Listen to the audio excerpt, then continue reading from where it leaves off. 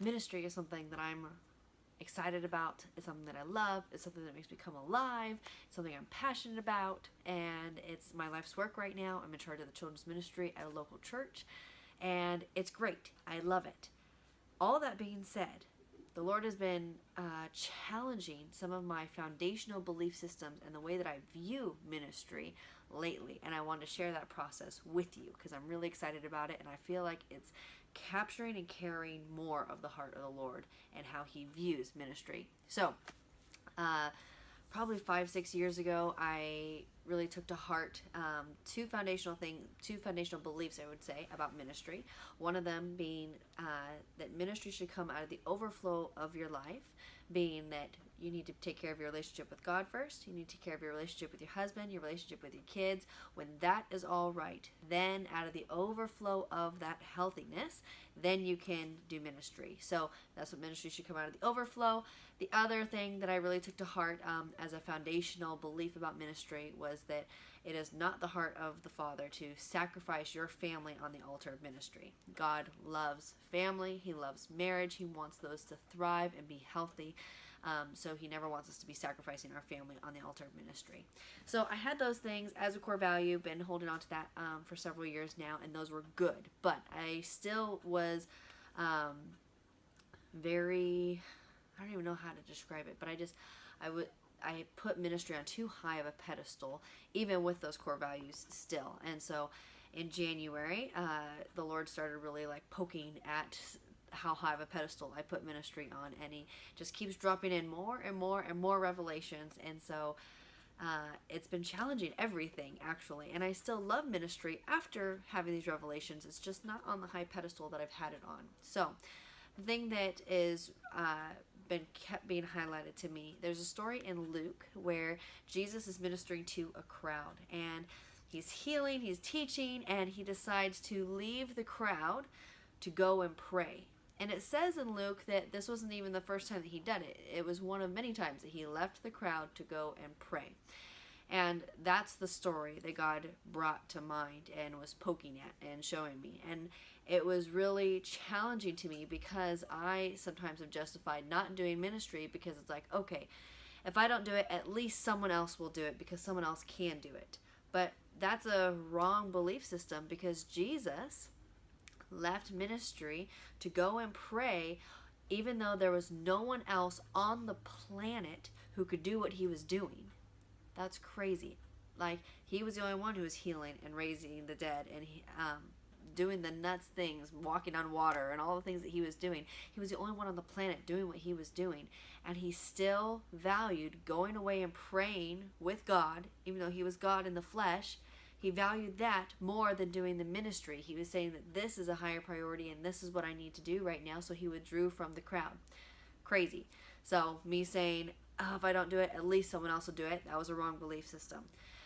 Another thing that he was pointing out, in my view of ministry, if I was God, which thank God I'm not, but if I was God and Jesus were my kid, I would have had Him start His ministry after His bar mitzvah. So in Jewish culture, they have a transition from childhood to adulthood, and they have the bar mitzvah for men, bat mitzvah for women.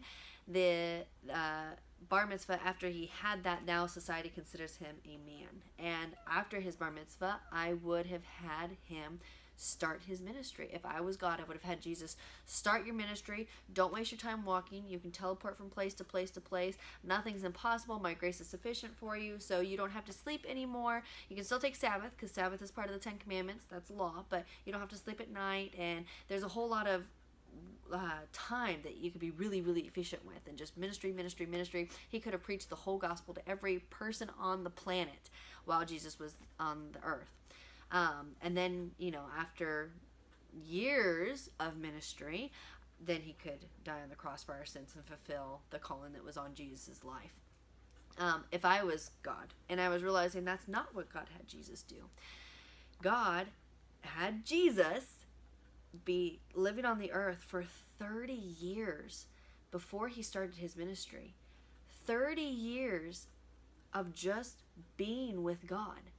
30 years is a long time to not be going out and doing this outreach and not be going out and doing ministry. To have 30 years of this hidden time, this secret place, and just being with God. That's crazy. And then he did ministry for 3 years. 3 years of, so he would have been 33 when he died. 3 years of 33 years is less than 10%.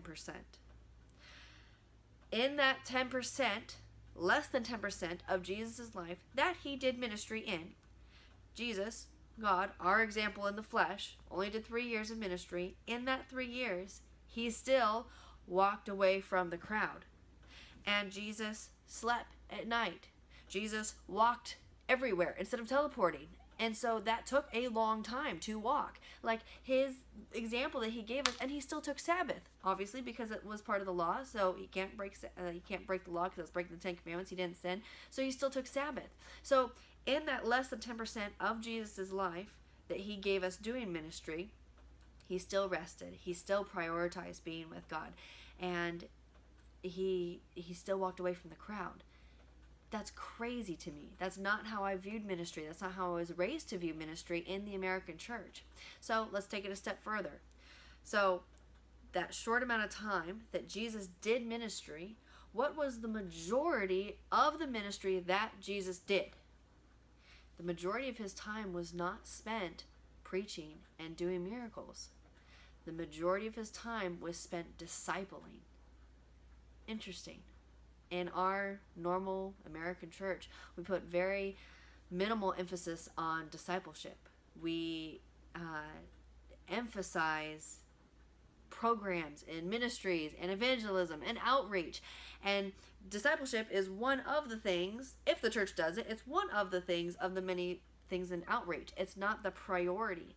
What if we started modeling our ministry, what ministries we do have, after the model that Jesus gave us, and focus on discipleship, focus on family, focus on doing that well, and just pouring into the few and then sending them out, and then they're going to be discipling and sending them out.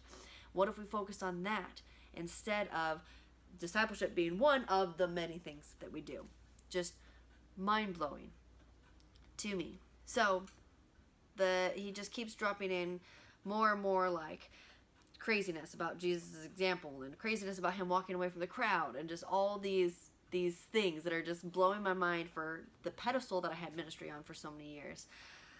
The icing on the cake, what took it home for me, when Jesus was 30 and getting ready to start his ministry, he went down to the Jordan River to get baptized by John the Baptist.